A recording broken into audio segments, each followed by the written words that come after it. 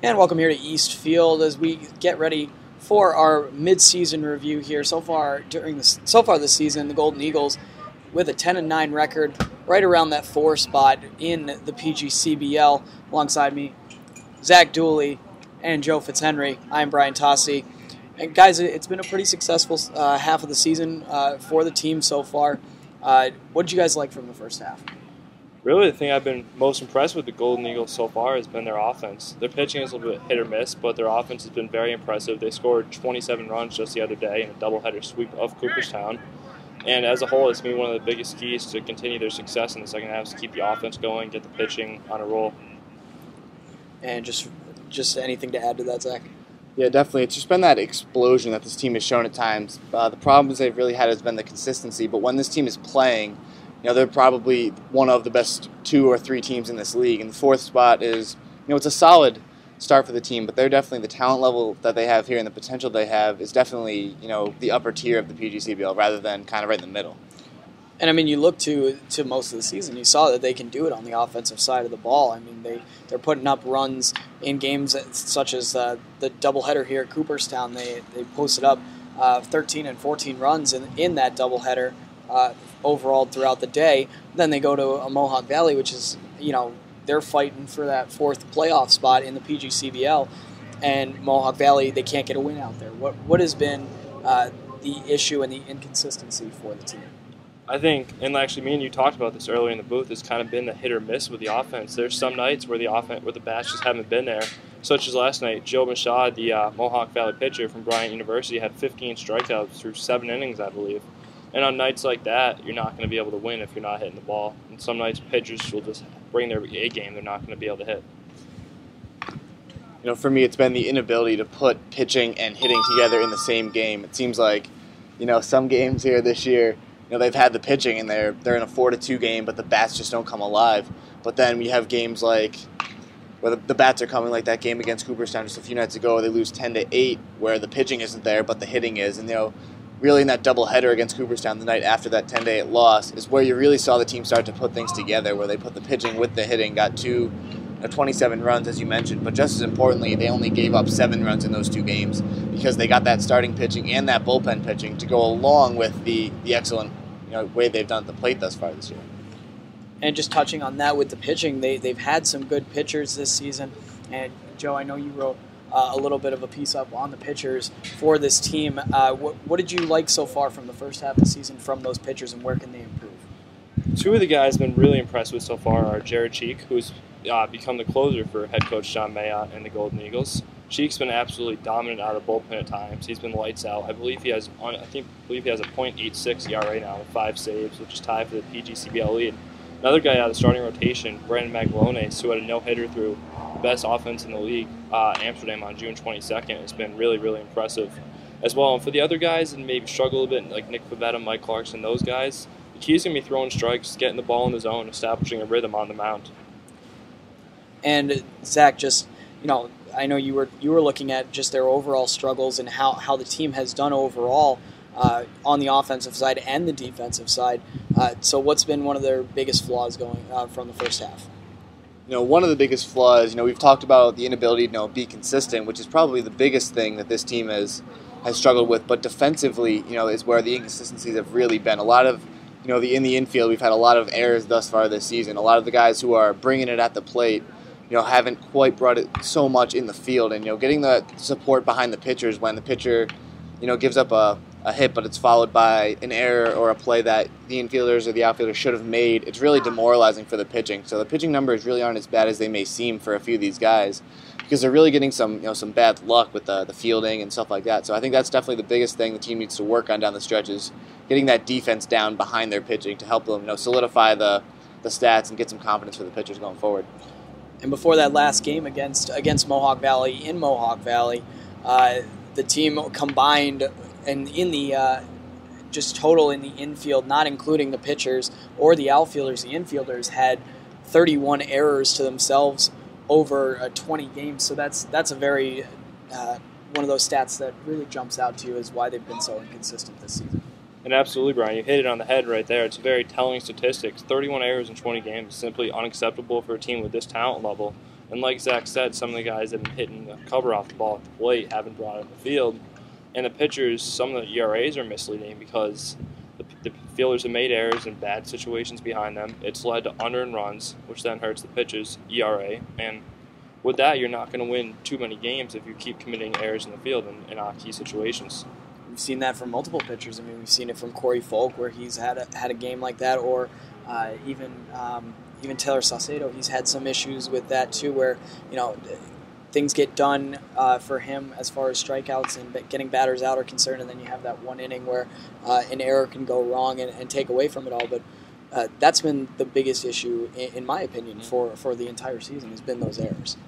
I have to agree with you there, Brian. And obviously unearned runs don't count against the pitcher's ERA, but it's not just the errors that are affecting them. It's a play where it's not ruled an error technically, but it's a play a fielder should have made, a mental error, something like that.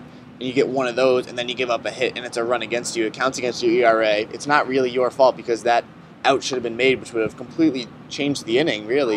And it's, Corey Folks, the guy you mentioned, I feel like it happens to the guy every time he pitches here at East Field in the games we've watched. Just gets some bad luck, and even occasionally it's a play he could have made as a fielder when he makes a good pitch, but the throw goes off or something like that, and I feel like that kills our pitchers a lot. So it'll be a matter of just really making our fielding more consistent throughout the season.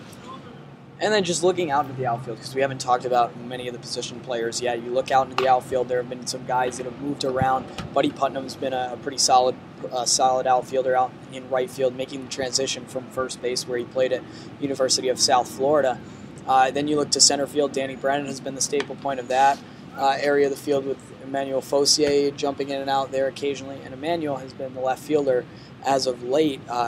Once he arrived and Ross Kivett made the change to second, but this outfield group has done pretty well out there. They haven't made too many mistakes, and they're getting it done. Especially Emmanuel Fossier and Danny Brennan, they're getting it done at the plate too. Yeah, and once again, I totally agree with you on that, Brian. Fossier has kind of been a table setter for this lineup at the top, and then Danny Brennan's done very well as well, hitting over 300. Buddy Putnam hit a home run just the other night. They've been very good in the field as well. And that's going to be key to team success. You need those guys like Fossier and Brennan, who are typically 1-2 in the order on most nights, to be the setup guys for Kivett, Griffin, Vigliarolo, the big RBI guys in the lineup. And just looking forward at some of the other guys who've taken their place. I mean, you've had some guys like Casey Rodriguez, who's taken some some playing time out there. A couple guys who have left the team, like Luke Douck. Douck got a couple looks out there. Giving those guys a couple days off, how successful have the replacements been out in the outfield for them? One guy who you didn't mention there was Brendan Matthews. I think he's played some very valuable time there out in the outfield. He's given, him and Fossier started off the season kind of on a platoon situation out in left field after, Ross Kivett moved back into the infield. So I think Matthews is going to be a guy who can play all three outfield positions, who can give these guys a break. And he's a guy who brings, a bit of a different element than, say, Buddy Putnam does in right, because he's a very speedy player who can hit in that 9-hole as more of a second leadoff man than a liability. He's got a guy who can get on base via the walk, via the single. He'll lean into one to take one for the team, just that kind of player. Then you have, as you mentioned, Casey Rodriguez, who saw a game in left field the other night here in the home game against Newark. He played very well out in left field. It's not a spot where he's been normally playing. He's more of a middle infielder out of LSU Eunice, which is where he played in college. But I know he's a guy who as well brings that speed element where if you have giving a guy a day off, Rodriguez is a guy who will not hurt you in the lineup no matter where you put him. He's a guy who can put the bat on the ball and he can run pretty quickly, which is always an asset in the outfield. And now we'll just break it down, and I'll get you guys in on the infield as we move inside of the outfield grass. You've got guys on the corners, especially over at first base, Joe, who just Chris King and Mike Vigliarolo have been great for this offense so far this season. And they've been in about a 50-50 position battle for that first base. And when Vigliarolo isn't playing first, he's DHing for the team, leading the team and the league in RBIs with 22. So those two guys over at first have been very big to the offense, but they've also made a couple errors over at first as well. Mm-hmm. And that goes back to the thing we were talking about with the fielding being more consistent going forward for this team. For this team to be successful in the second half of the season, they need that fielding to be consistent with guys like Vigliarolo and King at first base, Kivett at second. Myers at short has been very solid there. Morales hasn't made too many errors, at least I can remember off the top of my head, at third. So overall, I guess more consistency from the guys in the field, such as Kivett, Vigliarolo, and King. And then you look at those guys' numbers. Chris King hitting below 200. He's one of the few on the team that is hitting below 200. A little bit of disappointment out of the first baseman from Lewisburg College. But then you move over to second, and that's been where Ross Kivett has lived pretty much this entire season, and he's been the dominant force on this offense. But he also leads the team in 8 errors in that position, but he has also jumped around from left field to second to third and played in all 20 games. Is that a sense of fatigue from the man who's basically been the offense for this team? It definitely could be, because he's the guy who's not only leading the team with that average, second in the PGCBL in batting average, but he's also a guy who's leading the league in steals, which obviously stealing a base is when you're going full out there. It takes a lot out of you.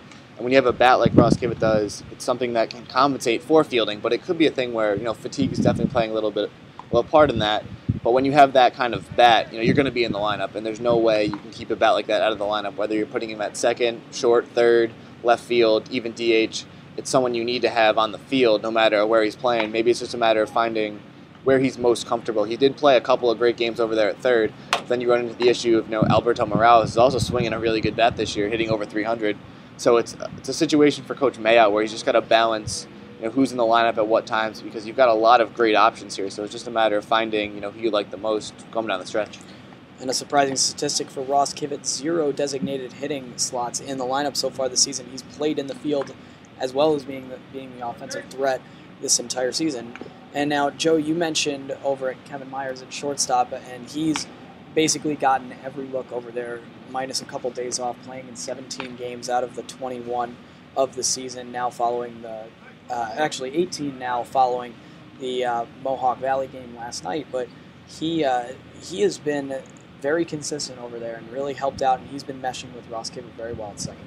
Yeah, and I'd absolutely agree with you on that one. And I think another thing that people may kind of underrate Myers on is that his average isn't the greatest. His numbers aren't the gaudiest that you'll ever see in the world. They're not the same as guys like Kivett, Griffin, Bigley-Roll. But Myers is just like a solid guy in the lineup, a 6-7 hitter who's delivered a lot of timely hits for this team and come through in the clutch. And as you mentioned, he's been really, really impressive at short. So I think he'll definitely be the starting shortstop as we head into the second half. And one glaring point of emphasis on Myers' stats that he may or may not like to forget, leading the team in strikeouts, tied with Mike Vigliarolo in that aspect.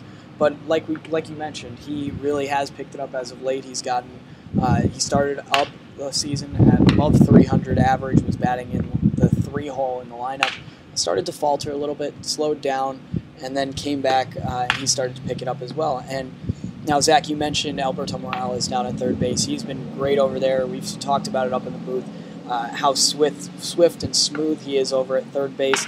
A couple errors on the season, but he has been very good over at third base, making the consistent play. And then at the plate, he's really been consistent. He's one of the top 5 leaders on this team in batting average and many other categories.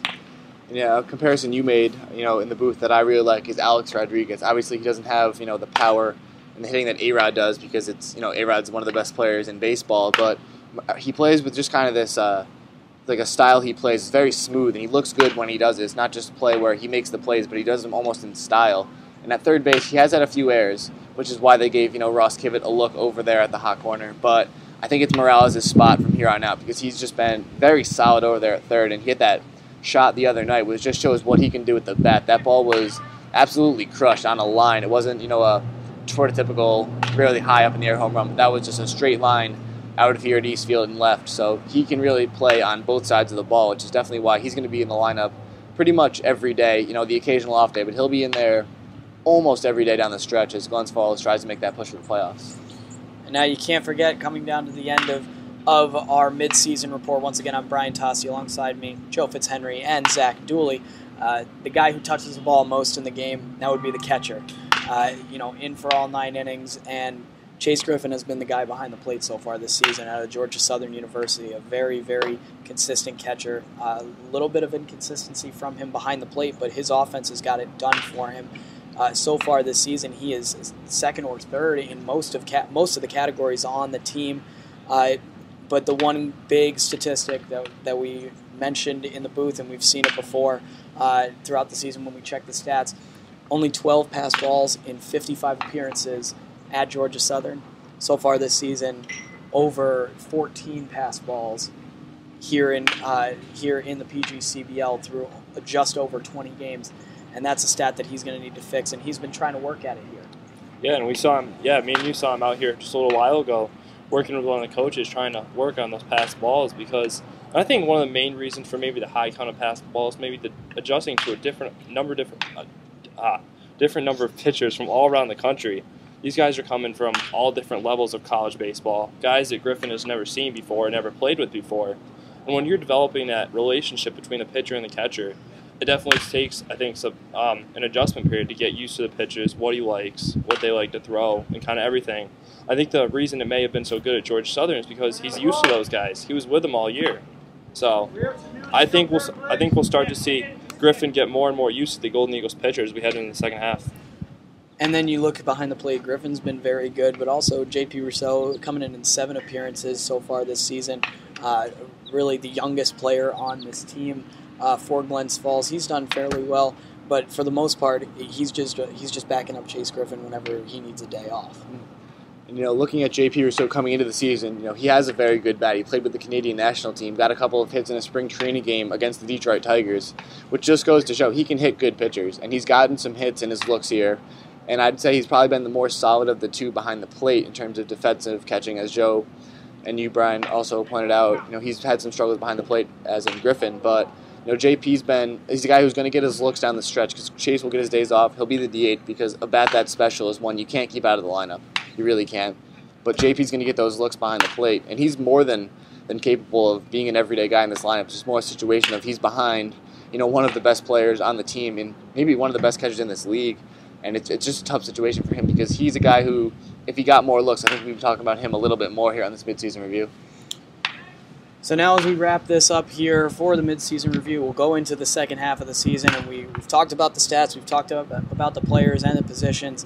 What are you guys looking out of for the second half, really for the guys to improve on, and maybe an overall ranking? Where do you think they're going to end up here in the PGCBL when the season's over?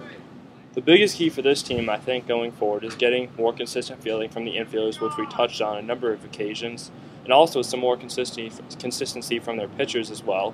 Kind of key, like Zach said earlier, putting that pitching and the hitting together in the same game, which we saw the team do the other night with great results against Cooperstown. But in other games, like Zach mentioned, the 10-8 loss to Cooperstown, the 12-9 loss to Elmira a couple weeks ago, the hitting has been there, but the pitching hasn't been there, and that'll be one of the biggest keys going forward. I say they end up top 3 in the PGCBL and make the playoffs. Well, one of the best managers in MLB history is Joe Torre, and he always said the hardest thing to do was to get to 5 games over 500. But once you hit that 5 games over mark is when it starts to really start to roll. And right now we're sitting at 11-10, 1 game over 500. And the hardest thing for them thus far has been just getting 2 games over, because they had a 10-game stretch where they went 5-5, back and forth, just remaining right on that line. And just recently they made it to 2 games over, lost 1, but now they're in a position to really get on a roll. Down the stretch, this team is one of the best 4 in the PGCBL, and Amsterdam's off to a really good start at 17-3. It's going to be tough to catch. We're already 7 games back in the loss column, which is going to be something that's tough to make up. So as I think this team, really hits their stride, as we go late into July and those couple of games in early August, and I think this is a team that ends up in that 2-3 matchup in the playoffs. Obviously it'll be determined who they'd play if they're there, but I think they're in that 2-3 matchup, and at that point it's anyone's game. It's really seedings go out the door, the regular season records go out the door, and it's all a best of 3 followed by another best of 3, and that's all we got. So this is a team that's going to make the playoffs. I'm fairly confident in that, as I'm sure you guys are as well, and that's going to be big. And it's going to be interesting here as we go into the second half of the season.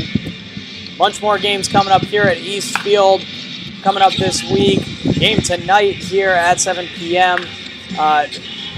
For the Golden Eagles, and then they go on the road for a little bit, come back home. July 5th, they'll be at home, and July 7th, they'll be at home, so you don't want to miss those games here at East Field. That'll just about do it for us here in the midseason review. For Joe, for Zach, and myself, thank you for watching, and we look forward to seeing you at the end of the season.